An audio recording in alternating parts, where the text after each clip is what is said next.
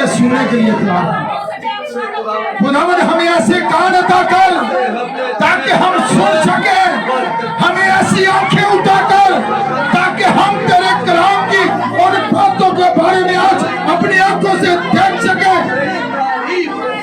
जिनका पूरा तूने जिक्र अपने नबियों की मार्फत किया था, और वो इस आखिरी जमाना के अंदर उन वेदों से पर्दा उठाया गया है, वो वेदों याद किया गया है, जिससे आखिरी जमाना के नबी ने उन वेदों को खोला है ताकि दुल्हन जो है उस पैगाम के साथ खड़ी हो जाए जो कि आखिरी जमाना के अंदर खुदावंद तूने अपने नबी के वसीला दिया है। और खुदावंद तू कलाम है और तेरी दुल्हन खुदावंद खुदा तेरे बदन का खुदावंद हिस्सा है, और खुदावंद तो हम सबको अपने कलाम के अंदर रख, क्योंकि बाहर मौत है, जिंदगी तेरे कलाम में है। आप खुदावंद अपने लोगों को, बाकी सब अपने अपने दिलों में दुआ करें। बेटी मिशेल के साथ हम आमीन करेंगे इन जिंदगी के लिए और खुदा के खातिर। खुदा हम तेरा शुक्र करते हैं, तेरी तारीफ करते हैं खुदा। देख खुदा जैसा कि खुदावन तूने खुदा हमारी प्रस्तिश को सुना, हमारी दुआ को सुना, लेकिन खुदा अब तेरी बारी है कि तू हमसे हम कलाम हो। देख खुदा जब तेरा खादम कलाम सुनाए तो खुदा उसके वसीला से हमसे कलाम करना, और खुदा हमसे कलाम से सीखे कि तू हमें क्या बताता है, इसके मुताबिक हम अमल करें, क्योंकि खुदा मुबारक है वो जो तेरे कलाम को सुनता और पढ़ता और उस पर अमल करता है। खुदा ज्यादा मुबारक वो है जो उस पर अमल करता है। देख खुदा हम तेरे कलाम पर अमल करने वाले बने। इसी तरह से खुदा जैसा कि इस आखिरी जमाना में खुदा तू अपने लोगों को बाहर बुला रहा है खुदा, क्योंकि खुदा जात तेरे हाथ में है और तू गेहूं को साफ कर रहे और गेहूं को खुदा खित्ते में जमा करता है और भूसी को एक तरफ जमा करता है, ताकि खुदा गेहूं को तू खित्ते में रखे और भूसी को तू जलाता है।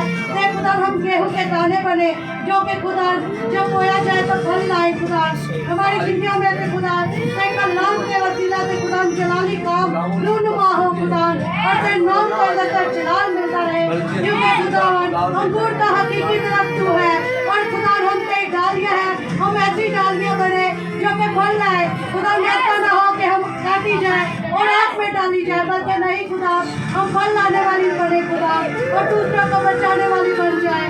जैसा कि खुदा नबी फरमाता है कि तू यहोवा उकाब है और तू अपनी जान से हमें खिलाता है, और ये तेरा कलाम है जो हर रोज तू हमें खिलाता है। खुदा हम तेरे कलाम को खाते हैं और ताज़ा दम होते हैं और देर होते हैं। खुदा जितनी जाने खुदा तेरे हजूर में खड़ी है, तो इन सबको खुदा अपने कलाम के वसीला से बरकत देना, इनके जहनों को खोलना खुदा, इनके जहन तेरे कलाम को कबूल करे, इन्हें ऐसा दिल अता कर दे ये तेरे कलाम को कबूल करे, क्योंकि खुदा इस जहान में खुदा ने लोगों की अक्लों को अंधा किया है, लेकिन खुदा तू अपने कलाम के वसीला से लोगों को अपनी तरफ खींच रहा है खुदा क्योंकि जिंदगी तेरे कलाम के अंदर है। खुदा बाहिर मौत है, लेकिन खुदा हम बाहिर नहीं बल्कि तेरे कलाम की तरफ आते हैं। देख खुदा जैसा कि लिखा है अकल नहीं हो जाने से सूरत बदलते जाओ। देख खुदा हम अपनी अकल को नया करते और सूरत को बदलते हैं। खुदा हम इस दुनियादारी से बाहर हैं, क्योंकि खुदा हमें दुनियादारी की चीजें पसंद नहीं, क्योंकि तुझे पसंद नहीं है खुदा। देख खुदा तू हमारी जिंदगियों में आ, क्योंकि जिसकी जिंदगी में तू और तेरा कलाम आता है उसकी जिंदगी में से रोशनी जाहिर होती है, और हमारी जिंदगियों में से तेरे कलाम की रोशनी जाहिर हो। जो कुछ मैंने मांगा तो पाया, मुझे ये तुझे नाम दे। आमीन। अब वक्त है कि हम खुदा के जिंदगी बख्श कलाम को सुने, तो मेरे साथ निकालिए ज़बूर नंबर 127 और उसकी पहली आयत और दूसरी आयत पर हम गौर करेंगे। यहां पर कुछ इस तरह से लिखा है, अगर खुदावंद ही घर ना बनाए तो बनाने वालों की मेहनत अबस है, अगर खुदावंद ही शहर की हिफाजत ना करे तो निगहबान का जागना अबस है। तुम्हारे लिए और देर में आराम करना और मशक्कत की रोटी खाना अबस है। सो खुदा के कलाम के बड़े जाने पर खुदा की बरकत हो। आप सब तशरीफ रखें। अब यहां पर आज आप इस बात के बारे में सीखेंगे कि मेरी हिफाजत कौन करेगा।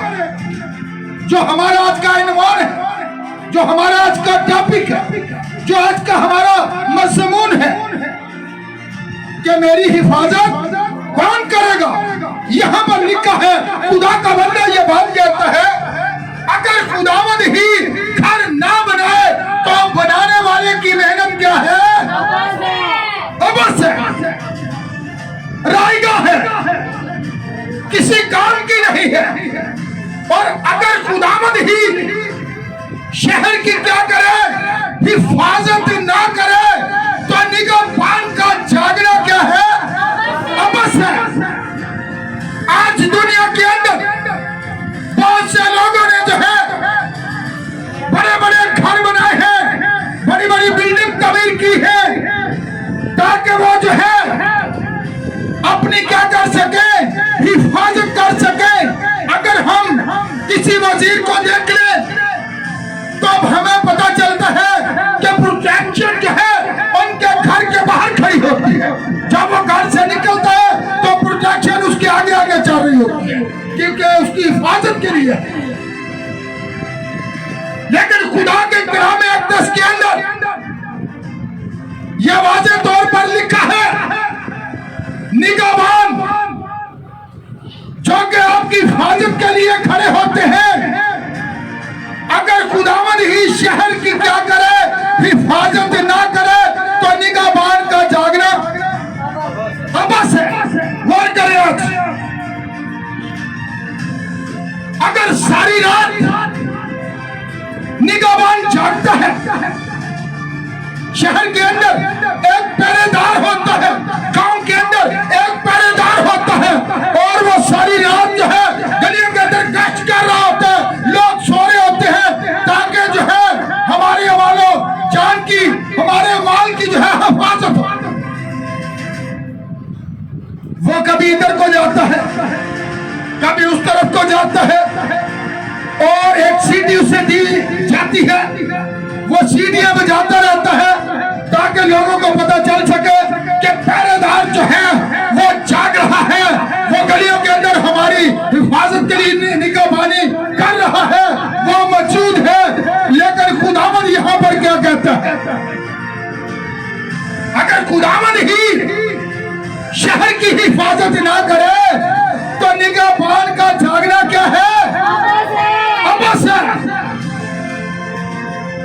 बाज़ औक़ात ऐसा होता है कि निगहबान की भी आंख लग जाती है और पता ही नहीं चलता कि नुकसान हो जाता है। जिस मकसद के लिए उसे खड़ा किया जाता है, उसके पास देखें ये इख्तियार होता है निगहबान के पास कि वो हर बंदे को क्या करे, चेक करे। कोई भी बंदा अगर उसे मशकूक नजर आए तो वो उसे रोकर चेक कर सकता है कि ये कोई दहशतगर्द तो नहीं है, ये कोई खुद का हमलावर तो नहीं है, ये कोई जो है डाकू तो नहीं है, ये किसी को मारने के तो लिए नहीं यहां पर फिर रहा, क्योंकि उसे ये हक हासिल होता है, उसके पास ये इख्तियार होता है कि वो रात के वक्त उस बंदे से पूछ सके। आप लोग सो रहे होते हैं, लेकिन शहरों के अंदर देख ले किस तरह पुलिस की गाड़ियां गश्त कर रही होती है, जिसे हम पेट्रोलिंग कहते हैं, और लोग सो रहे होते हैं ताकि उनकी हिफाजत के लिए। लेकिन क्या हिफाजत हो पाती है? नहीं, हिफाजत फिर भी हो नहीं पाती। शहरों के अंदर कत्ल हो जाते हैं, डकैतियां होती हैं, वारदातें होती हैं, हरामकारी होती है, चोरा चिकारी होती है, लोग सो रहे होते हैं, चोर घरों के अंदर घुस जाते हैं, लोग लोगों के घरों के अंदर घुस जाते हैं, लेकिन उनकी हिफाजत कौन कर। यहां पर लिखा है, गौर करें, तो निगाहबान का जागना क्या है? अवश्य अगर खुदावंद ही शहर की हिफाजत ना करे। आज मैं आपको यह बताना चाहता हूं ताकि आप लोग जान सके आपको किस पर इंसार करने की जरूरत है, आपको किस पर इत्मीनान करने की जरूरत है, आपको किस पर बिलीव करने की जरूरत है, आपको किसके साथ खड़ा होने की जरूरत है, आपको किसके साथ चलने की जरूरत है, आपको किसके कलाम को सुनने की जरूरत है, आपको किसकी बातों पर अमल करने की जरूरत है। दुनिया के निगाहबान फेल हो जाते हैं, लेकिन हमारा खुदा जो है वो कभी फेल नहीं होता, क्योंकि उसके कलाम में ये लिखा हुआ है, उसके कलाम में ये लिखा हुआ है। देखिए, अगर आप ये जानना चाहते हैं तो फिर पैदाइश की किताब के अंदर आप जाकर देख सकते हैं, जितनी देर तक आदम अकेला रहा, जो कलाम खुदा ने आदम के साथ दिया था वो उस कलाम के साथ खड़ा रहा, वो महफूज रहा। खुदा उसके पास आता, बाग के अंदर ठंडे वक्त खुदा उससे मोहब्बत करता था, उससे गुफ्तगू करता था। देखिए, वो महफूज रहा, लेकिन जब वो मददगार औरत खुदा उसके लिए बनाकर लाया तो रसूल आगे क्या कहते हैं? आदम ने फरेब नहीं खाया क्योंकि वो खुदा के कलाम के साथ खड़ा रहा, लेकिन औरत फरेब खाकर गुनाह में पड़ गई। क्या इब्लीस जब आता है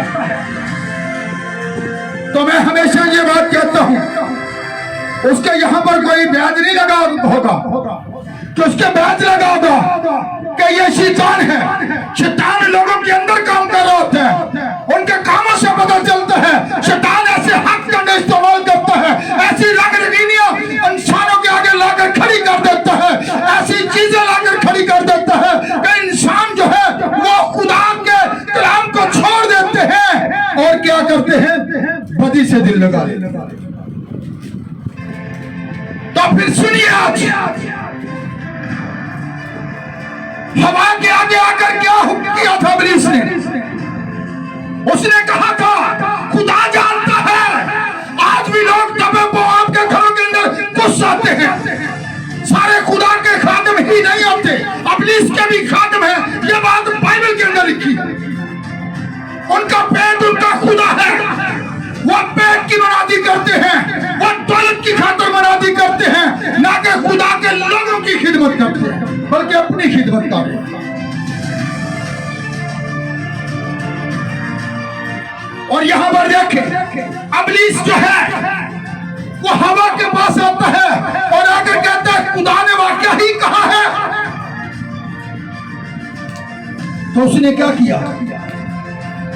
उसने खुदा के कलाम के अंदर इजाफा कर दिया। उसने कहा बाग के सब दरख्तों का फल तो हम खाते हैं, पर जो दरख्त बाग के बीच में है उसकी बाबत खुदा ने कहा है कि तुम ना तो उसे ये छूने का इजाफा किया गया है। जब हम इजाफा करते हैं, यही तो इब्लीस चाहता है। वो जब हम इजाफा करते हैं, मकाशवा की किताब भाई बाब अगर 15 पर आप गौर करें तो वहां पर लिखा अगर कोई लफ्ज घटाए, बागेदर के अंदर इजाफा हुआ तो अगर, और यूहन्ना के हमें खत के अंदर भी लिखा है जो कोई मसीह की तालीम पर काम नहीं रहता उससे आगे बढ़ जाता है, अपनी तालीम लोगों को देनी शुरू कर देते हैं। पढ़ेगा बाइबल में से, लेकिन उसकी तशरीह जो है, उसकी तफसीर जो है वो बाइबल से हटकर होगी। आप यही कहेंगे भाषा उसने भी तो बाइबल में से पढ़कर बेचना है, बाइबल में कदस में से। आप कैसे जान सकते हैं? आपने अगर जानना है तो फिर आज जो हवाला जात मैं आपको देना चाहता हूं उन पर गौर करने की जरूरत है। और जैसे ही उसने इजाफा किया तो इब्लीस ने उसे ले लिया। यही तो वो चाहता है, हम इजाफा करें। अगर जब हम इजाफा तो फिर हम गैर महफूज हो जाते हैं, फिर हम महफूज नहीं रहते। जितनी देर तक आप कलाम के अंदर हैं, आप बाइबल के अंदर हैं, आपको मौत छू नहीं सकेगी, आपको इब्लीस कुछ भी जो है जरर नहीं पहुंचा सकेगा। तो फिर देख ले, जैसे उसने कलाम के अंदर इजाफा किया, उसने उसकी तशरीह को लिया। खुदा का नबी ये बात कहता है, जैसे उसने उसकी तफसीर को कबूल किया तो वहीं पर मौत वारद हुई। यह बाइबल मुकद्दस के अंदर लिखा है। उसने इजाफा किया और उसने उसकी तफसीर को कबूल किया, उसने खुदा के कलाम को छोड़ दिया। खुदा के कलाम को छोड़ना ही हम गैर महफूज हो जाते हैं, हम बच नहीं सकते। हम जितना मर्जी अपने लिए चाहे सीकर अंजीर के पत्तों की लुंगियां बना ले, जितने मर्जी तंजीमें बना ले, जितनी मर्जी मशीनें बना ले, ये काम ना दे सकेंगी। आप गैर महफूज हैं, आपको कलाम के अंदर आने की जरूरत है अगर आप महफूज होना चाहते हैं। और खुदा का नबी ये बात कहता है, जितना अर्सा तक वो कलाम के अंदर रहे वो महफूज रहे, और जैसे ही उसने खुदा के कलाम को छोड़ा तो वहीं पर मौत वारद हुई। अगर वो कलाम को ना छोड़ते तो आज किसी एम्बुलेंस का सायरन बजता आपको सुनाई ना देता, आज कोई बीमार ना होता, आज कोई दुख में ना होता, आज कोई तकलीफ में ना होता, आज कोई परेशानी में ना होता, आज किसी की आंखों में आंसू ना होते, आज किसी की होनाला ना होता। क्यों? कि उन्होंने खुदा के कलाम को छोड़ा और वो गैर महफूज हो गए।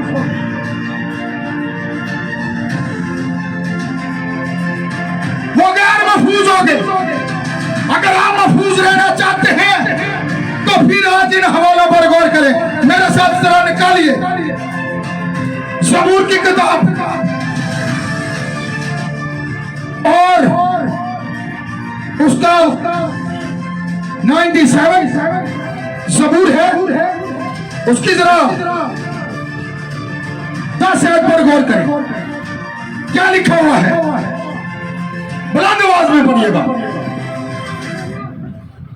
खुदावन से मोहब्बत रखने वालों, बदी से नफरत करो। वो अपने मुकद्दसों की जानों को महफूज रखता है, वो उनको शरीरों के हाथ से छुड़ाता है। सुन ले, खुदा अपने कलाम अक़दस के अंदर क्या फरमाता है? आए बदी से नफरत करने वालों, बदी से नफरत कौन करता है? क्या हम बदी से नफरत करते हैं? आदम ने तो एक ही गुनाह किया था, उसने अपनी बीवी की बात को मान लिया और उसने भी खुदा के कलाम को छोड़ दिया। उसकी गलती यही थी। लेकिन इब्लीस को धोखा, इब्लीस का धोखा किसको था? हवा को था। वो फरेब खार गुनाह में पड़ गई थी। और यहाँ पर लिखा है, आए खुदा से मोहब्बत रखने वालों, पति से नफरत करने वालों, क्या करो? क्या लिखा हुआ है आगे? वो अपने मुकद्दसों की जानों को महफूज, वो अपने मुकद्दसों की जानों को क्या करेगा? महफूज रखेगा। ये उसका वादा है। उसके सारे वादे जो हैं वो आपके लिए हैं। उसके सारे वादे जो हैं वो आपके साथ हैं। बाइबल जो है ये वादों की किताब है। आप इस पर बिलीव करें। आप अपने वादों को जो है शक के अंदर ना आने दें। इब्लीस यही चाहता है कि वो शक पैदा करे।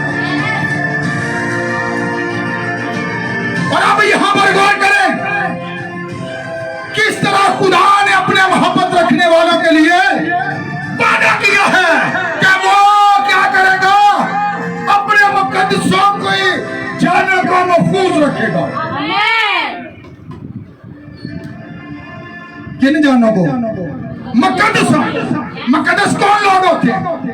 जो खुदा परस्त होते हैं, जो कलाम के साथ खड़े होते हैं, जो बदी से नफरत करते हैं, जो गालियां खाकर गालियां नहीं देते, जो झूठ नहीं बोलते, जो बुराई बुराई नहीं करते, जो हरामकारी नहीं करते, वो फिल्में नहीं देखते, वो ड्रामे नहीं देखते, उनकी नजरें कहां पर लगी होती है? क्योंकि वो मुकद्दस लोग हैं। उनको जब टाइम मिलता है तो वो खुदावंद के कलाम के अंदर आ जाते हैं। उनकी गुफ्तगू जो है वो कलाम से हटकर नहीं होती, बल्कि लिखा है खुदा की आंखें इस कदर पाक है वो बदी को देख नहीं सकती। अगर वो बदी को देख नहीं सकती तो फिर आप बदी को कैसे देख सकते?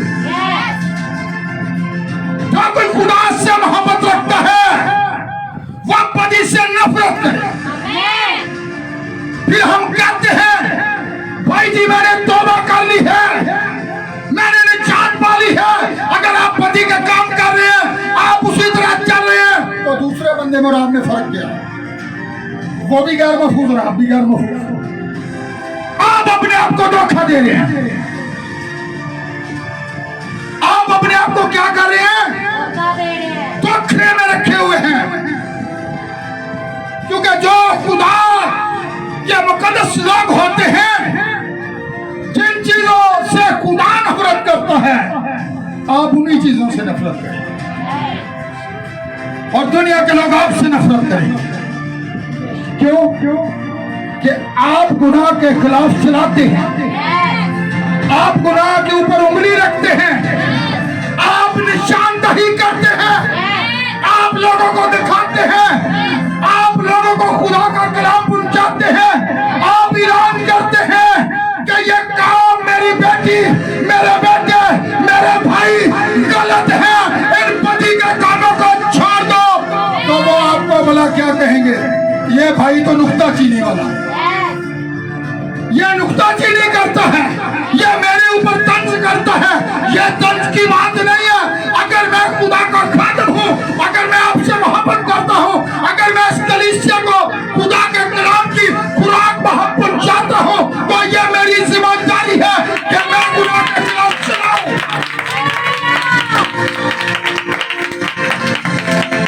ये मेरी जिम्मेदारी है।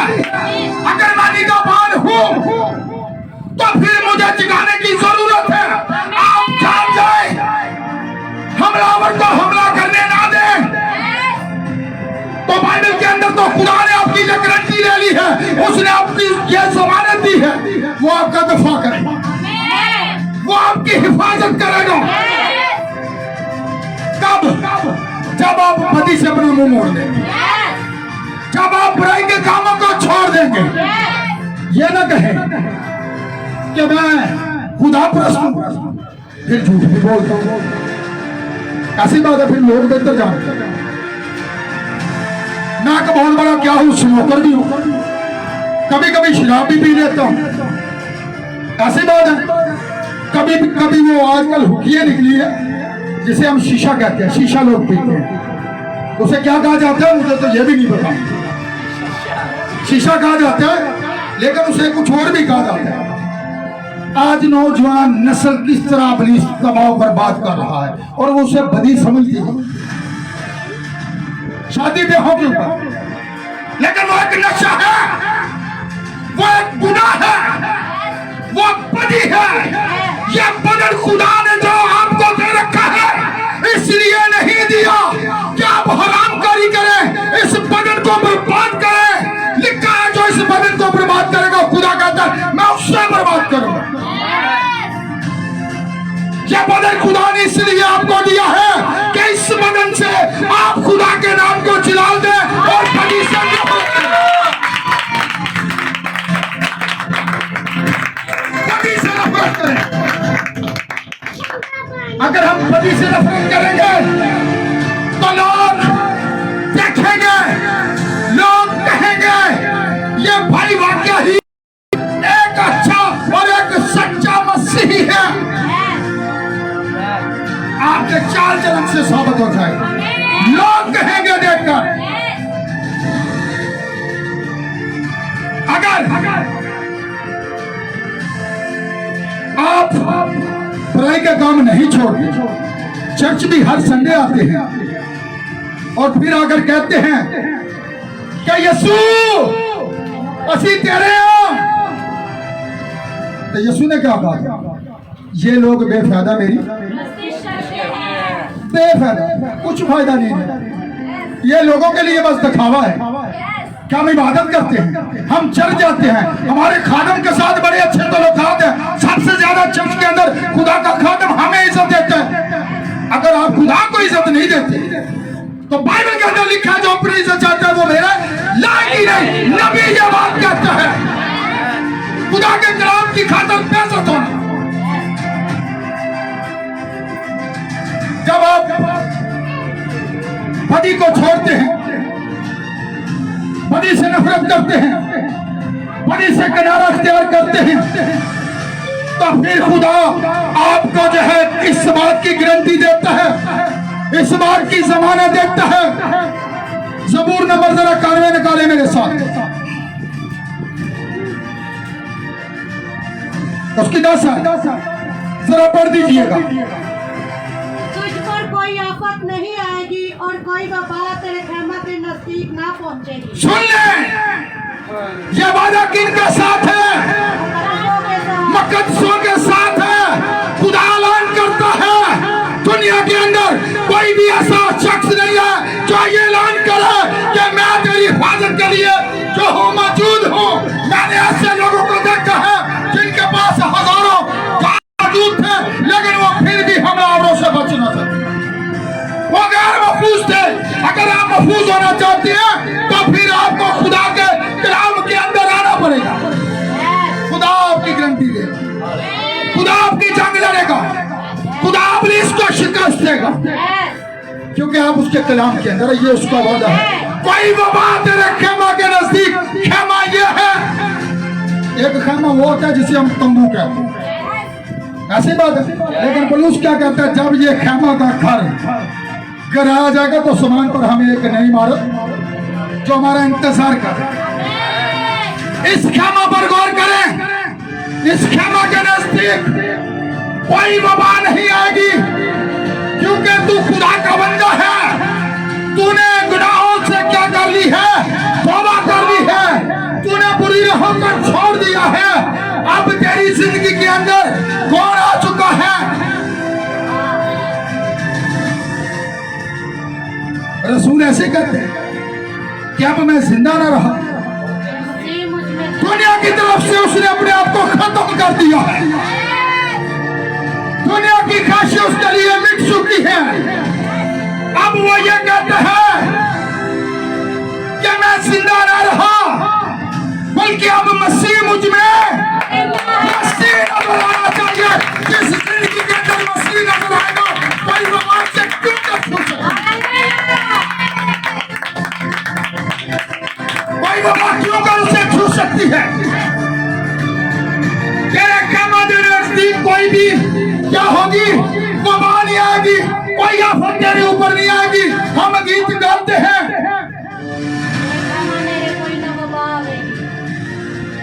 रूदा पैरा होगी देख के खाली जबानी तो नहीं गाले, जबानी कलामी दिल जो में। ये लोग होंठों से तो मेरी करते हैं पर इनके दिल मुझसे। यीशु भाई जी दुआ नहीं, असली जो इबादत ही कर रहे, फिर वो काइन ने भी की थी।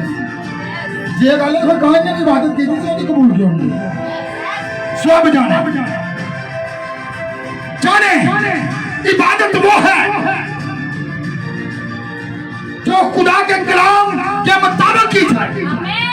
खुदा ने अपने कलाम के अंदर एक तरीका कार बता दिया कि किस तरह हमने उसकी इबादत करनी है, किस तरह हमने तौबा करनी है, किस तरह हमने पति से नफरत करनी है, किस तरह हमने पति को खैर बात करना है, किस तरह हमने पति को छोड़ना है, किस तरह हमने अपनी ज़बानों से बुरी बातों को नहीं निकालना।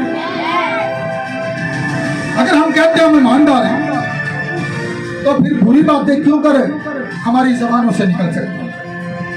हमारे ख्यालात कैसे होने चाहिए? अच्छे, खुदा के कलाम के म्यार के मुताबिक। फिर जो यीशु ने कहा अंदर है वही तुम्हारे मुंह पर आता है।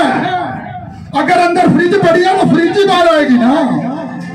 तो फिर जी अंदर इब्लीस बैठा है, पति बैठी है, तो फिर मसीह जी में आएगी। दोनों जो फिर एक ही है। आज देख ले, कोई वबा तेरे खेमा के नजदीक आज वबा दुनिया के अंदर आ रही है, वबा दुनिया के ऊपर छा चुकी है। लोगों के डर के साथ जान में जान नहीं रही। लोग इस कदर वबा से खौफजदा है। कोरोना ने जो है पूरी दुनिया को अपनी लपेट के अंदर ले लिया है और ये कोई भी नहीं जानता उसने शाम को यहाँ पर होना है या कि नहीं। इंडिया के हालात देख ले, एक एक दिन के अंदर हजारों लोग हलाक हो रहे हैं, लेकिन ये हम सब की जिम्मेदारी है। ये ना समझे कि मेरी ये जिम्मेदारी है, मैंने तौबा कर लिया, मैंने पति को छोड़ दिया। नहीं मेरे भाई,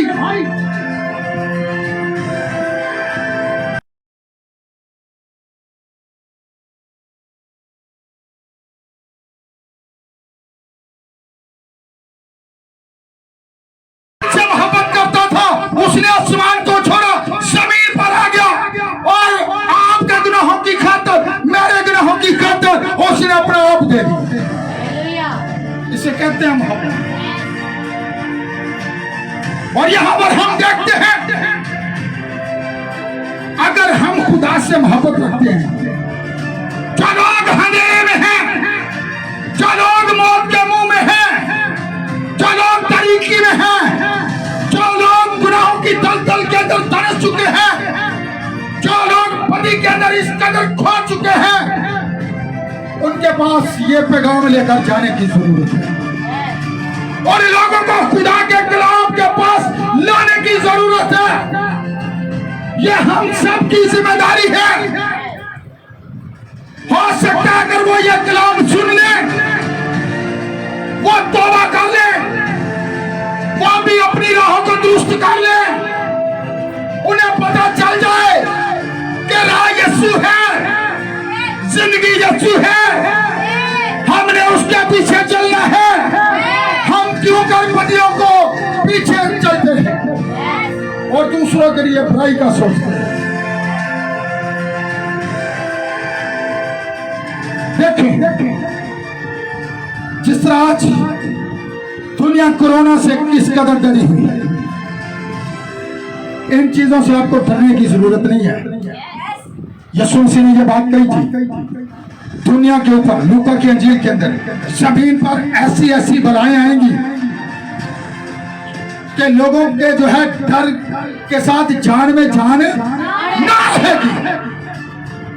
आज वही वाकया, लेकिन अपने लोगों को उसने क्या किया था।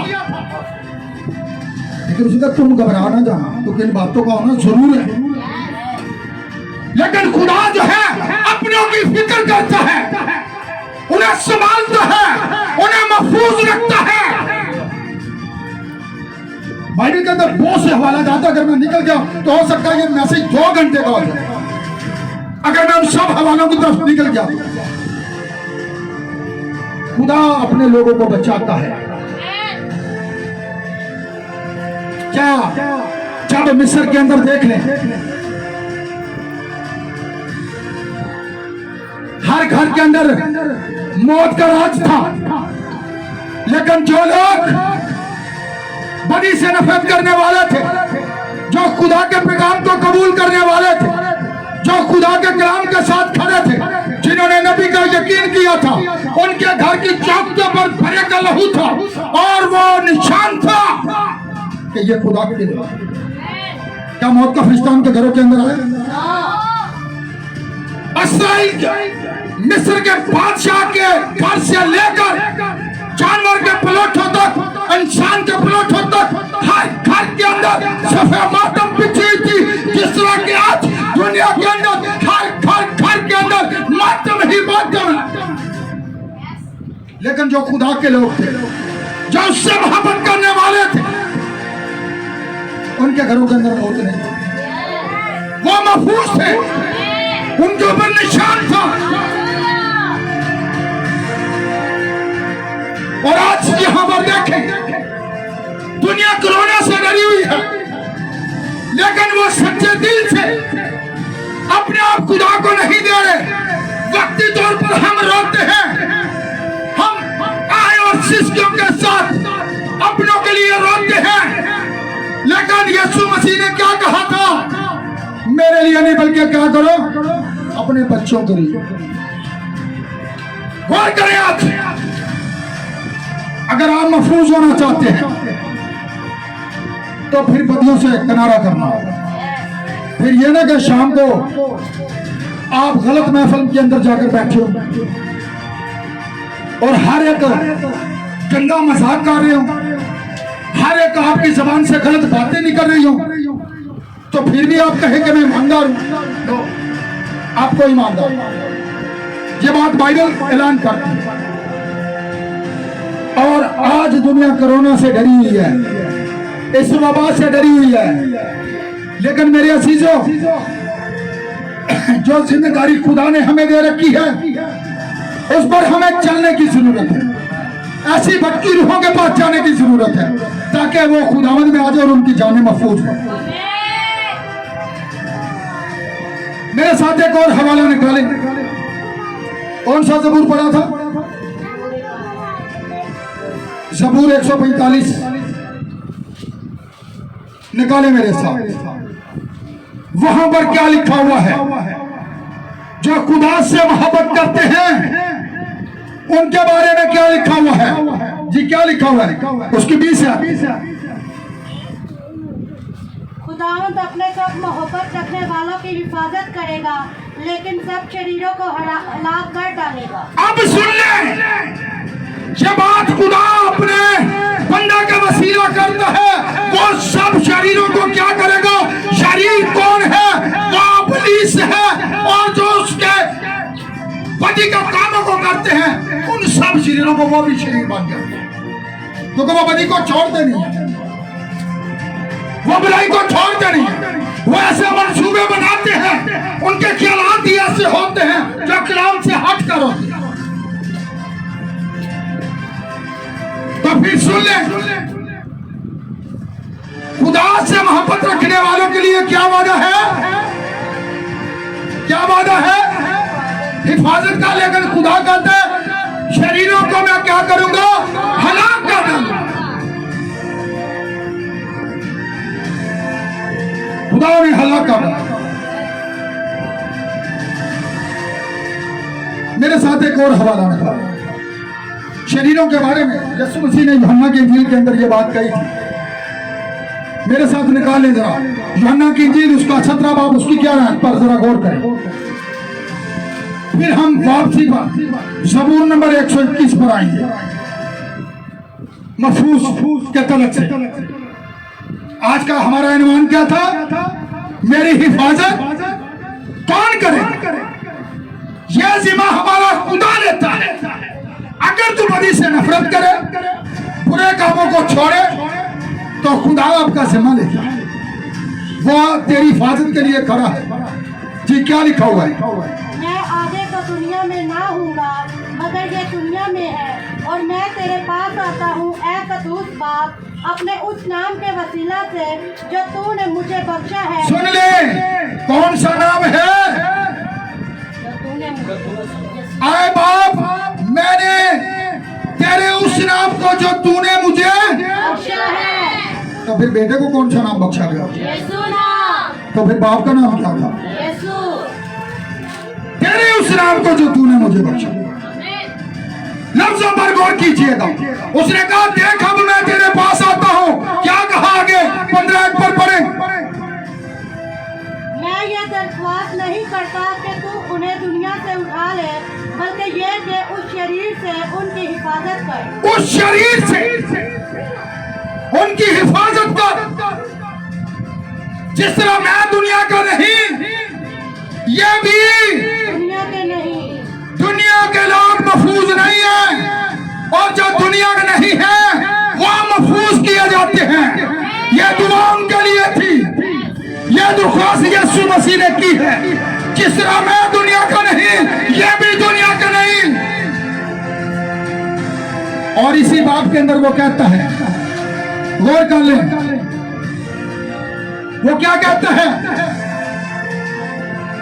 कि मैंने उन 12 में से सिवाय एक के, उनमें से कोई भी हलाक ना हुआ। क्योंकि जो कलाम नबियों ने किया था यहूदा के बारे में, जो कि अच्छा युद्ध था, उसके अलावा और कोई हलाक ना हुआ। क्योंकि मैंने इनकी क्या की है? निगरानी की है, हिफाजत की है। यीशु से इनकी हिफाजत के लिए खड़ा है। आज वो आपकी हिफाजत के लिए भी खड़ा है। वो कहता है जाओ, मैं दुनिया का करता तो हमेशा तुम्हारे साथ हूं। उसने आपको अकेले नहीं छोड़ा, वो आपकी हिफाजत के लिए आपके नगरी में वो मौजूद है। शरीर क्यों कर आपको हलाक कर सकता है? शरीर आपको क्यों कर आकर दुख दे सकता है? शरीर आपको आकर क्यों मरगला सकता है?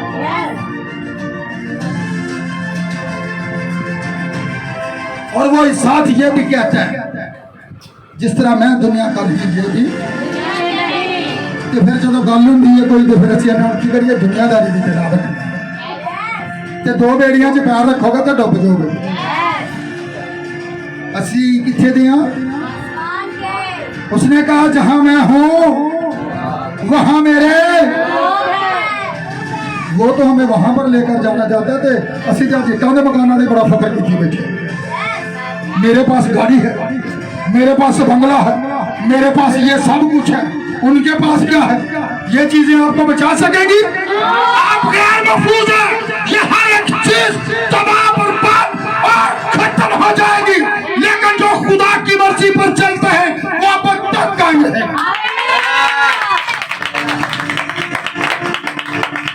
आपको खुदा से मोहब्बत करने की जरूरत है।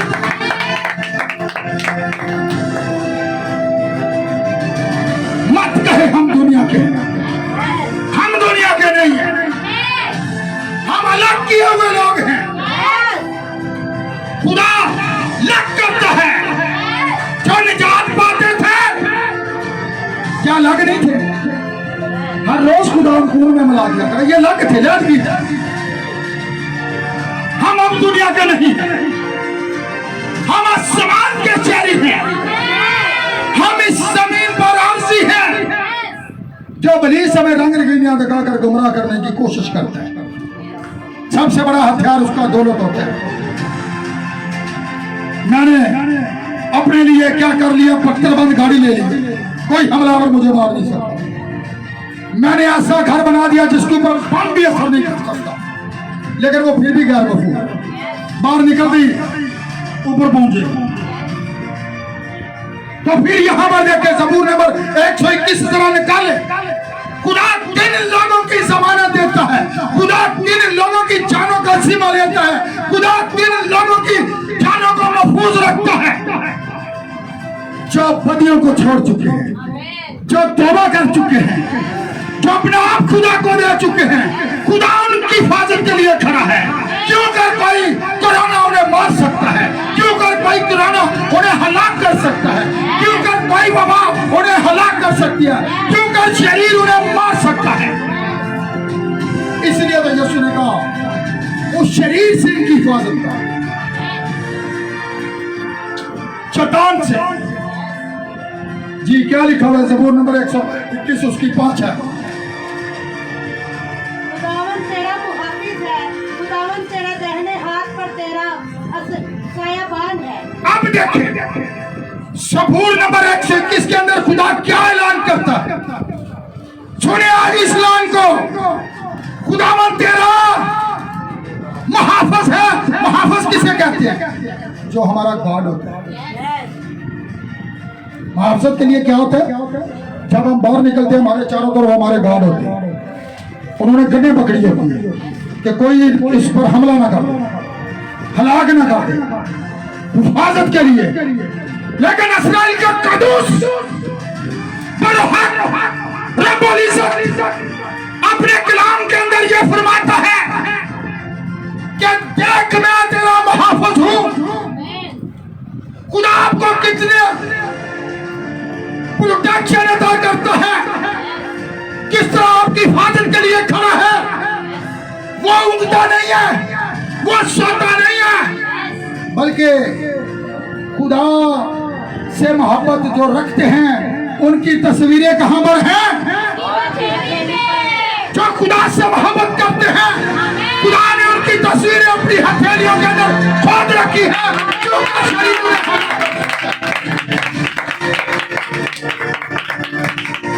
खुदा आपको 24 घंटे आपको देख रहा है। शरीर क्यों कर आपको मार सकता है? अगर आप उससे मोहब्बत करते हैं तो क्या गारंटी उसके लिए? खुदावंद तेरा मुहाफिज है, वो तेरी हिफाजत के लिए मौजूद है। और तेरी आमदोरफ्त में क्या है? तेरा सामान साया। साया समझते हैं पुराने हदनामा के अंदर जिस तरह खुदा आग के सतून के अंदर इस्राएल की रहनुमाई करता रहा दिन के वक्त बादल के सतून में, आज भी वही खुदा है। वो कल आज अब तक की अच्छा है। वो जो ऐलान कर देता है वो उससे फिरता नहीं है। उसने आपकी जान को महफूज रखने का ऐलान किया है और वो आपकी जान को महफूज रखेगा।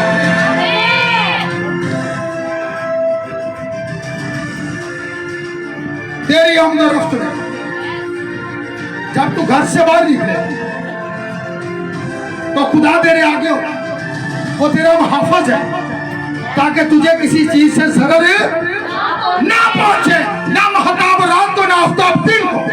दिन रात तेरी हिफाजत के लिए खुदा मौजूद है। इसके अंदर खुदा मौजूद है। कोई वबा क्यों कर उसे आकर छू सकती है? शरीर क्यों आकर उसे बरगला सकता है? क्योंकि उसके बदन के अंदर खुदा है और वो खुदा से मोहब्बत रखता है। और आगे क्या लिखा हुआ है? वो तेरी जान को हर बला से महफूज रखेगा। कोई बला, जिस तरह सबूर के अंदर पढ़ते हैं, हाँ मेरा गुजर कहां से हो, मौत की वादी में से भी तो मैं किसी बला से ना डरूंगा।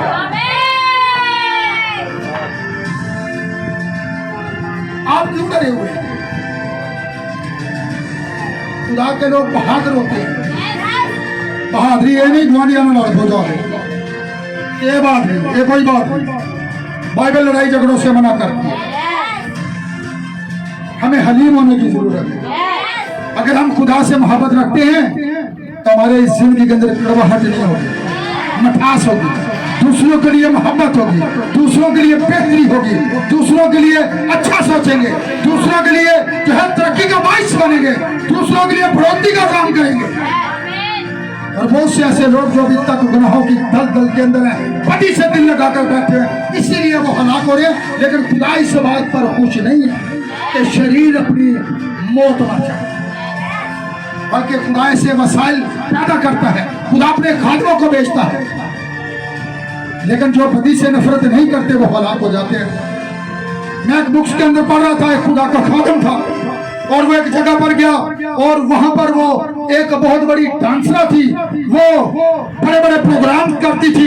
और खुदा का खादम जब उसके पास गया, उसने कहा मुझे खुदा ने भेजा है कि आप ये पति के काम जो कर रही हैं इसे छोड़ दे। खुदा जो है तुझसे मोहब्बत करता और आप भी खुदा से मोहब्बत करें। उसने भला आगे से क्या कहा? आप जा सकते हो। पैगाम खुदा मौका देते हैं हर इंसान को। उस रोज ये बात ना कह सके कि मैंने तेरे कलाम की बातों को नहीं सुना, तो यही कलाम मुजरम था, फिर माफी नहीं होगी। अगर जब हम बता देते हैं सुनते नहीं है तो माफी भी नहीं। तो फिर उसी हफ्ता के अंदर वो अपने ही कमरा के अंदर मुर्दा पाई गई। क्या दुनिया की रंग रंगीनियों के अंदर वो इस कदर खा चुकी थी, पति के अंदर इस कदर खा चुकी थी, दौलत के अंदर इस कदर खा चुकी थी और वो खुदा ही को भूल चुकी। खुदा से मोहब्बत नहीं करती थी बल्कि पति से मोहब्बत। किससे कहा? इसलिए खुदा कहता है कि पति से नफरत करो। हमें पति से नफरत करने के लिए कहा गया। लिखा जिसमें मसीह का रूह है वो मसीह का है। जिसमें मसीह का रूह नहीं, वो मसीह का नहीं है।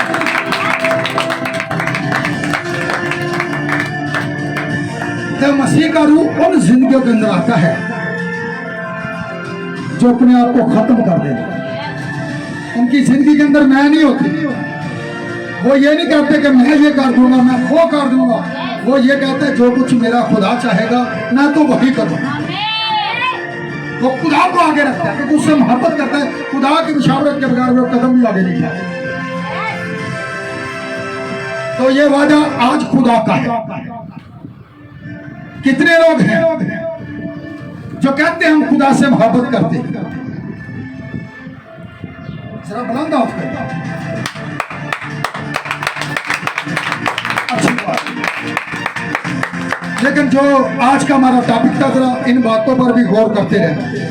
खुदा का कलाम जो है ये इंसान को छूता है, टच करता है, उस जगह पर जाकर लगता है जहां पर खराबी होती है। वो इंसान को मलामत करता है कि ये तेरे में खामी है, इसे निकाल दे, इसे अपनी जिंदगी से खैरबाद कर दे। और अगर देख ले हमारा खुदा बदी से नफरत करता है तो फिर हम कहते हैं उसके बेटे हैं, तो फिर हमें भी हर बुराई के काम से नफरत करनी है। हर काम जो बुराई का है, जो बदी का है, जो पुलिस की तरफ का है, उसे छोड़ना होगा। यानी कि गुनाहों की तरफ से मुड़ना होगा, यानी कि तौबा करनी होगी। बदी को छोड़ना, खुदा से मोहब्बत करना, यह है कि नया इंसान। अगर इससे पहले जितने लोग मुझे YouTube चैनल पर देखते हैं, जो अगर लाइव मैसेज चल रहा है, जितने लोग इस लाइव प्रोग्राम के अंदर खुदा के इस पैगाम को सुना है जो कि मैं आज दे रहा हूं, फेसबुक के ऊपर, YouTube के ऊपर, जितनी बहनें, जितने भाई इस पैगाम को सुने, अगर इससे पहले उन्होंने बदी से दिल लगा रखा था, तो खुदा ऐलान करता है आप बदी के कामों को छोड़ दें और खुदा से मोहब्बत। अगर आप खुदा से मोहब्बत करेंगे तो आप हर उस चीज को छोड़ देंगे क्योंकि आप खुदा से मोहब्बत करते हैं। और तौबा कर, बुरे कामों को छोड़ दें, अपनी राहों को बदल लें, उस रास्ते पर आ जाएं जो कि यीशु है। खुदा ये चाहता है। सो आज के पैगाम के वसीला खुदा उन जिंदगियों को बरकत दे जो खुदा से मोहब्बत रखते हैं, और जो अभी तक शरीर के कब्जा में हैं उनके लिए हम आज दुआ करेंगे ताकि वो जिंदगियां खाली लोगों की नजरों में नहीं बल्कि खुदा से हकीकी मोहब्बत करने वाले बन जाएं। आए अपने सरों को झुकाएं, आंखों को बंद करें। प्यार से बड़े खुदा, जो कुछ तूने मुझे दिया मैंने खुदावंद तेरे लोगों के आगे रख दिया। खुदावंद असल में तेरा खादम वही होता है जो तेरे कलाम की सच्चाई को दलेरी के साथ पेश करे। खुदावंद देख, हम किसी मिशन के खादम नहीं हैं, हम किसी तंजीम के खादम नहीं हैं, बल्कि खुदावंद हम तेरे खादम हैं। और खुदावंद तो हम सबको अपने कलाम के अंदर रख, क्योंकि अगर खुदावंद हम महफूज रहना चाहते हैं तो हमें अपने कलाम के अंदर रख, कभी भी बाहर ना निकलने, क्योंकि बाहर मौत है, तेरे कलाम के अंदर जिंदगी है।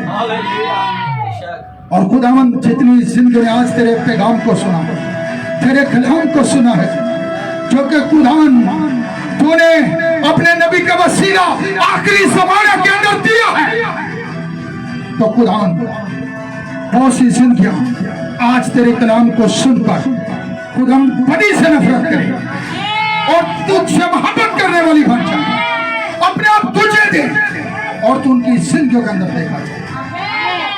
और खुदावंद अगर जिन लोगों ने इससे पहले तौबा कर रखी और फिर उसी जिंदगी के अंदर थे, फिर पुरानी जिंदगी के अंदर थे, मैं आज दिन एक तेरा दिन सा खादम होने करा उनके लिए भी दुआ कर। खुदावंद वो तुझ में सरगर्म हो जाए और खुदावंद तो उनकी जिंदगियों में देखा जाए। हमारी हर एक ख्वाहिशात जो कि पुलिस की तरफ से हमारी जिंदगियों से काट जाए, बल्कि खुदावन जिन चीजों से तू नफरत करता है हम उन चीजों से हमेशा नफरत करते हैं।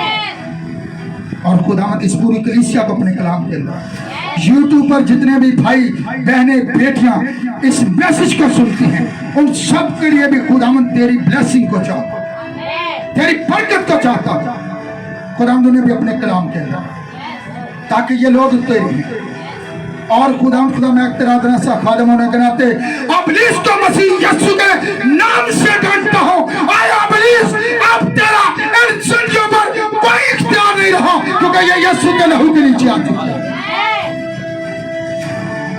और प्यार से बने खुदा, मैं इन सब जिंदगियों को जिनका जिम्मा खुदा तूने अपने कलाम के अंदर लिया है,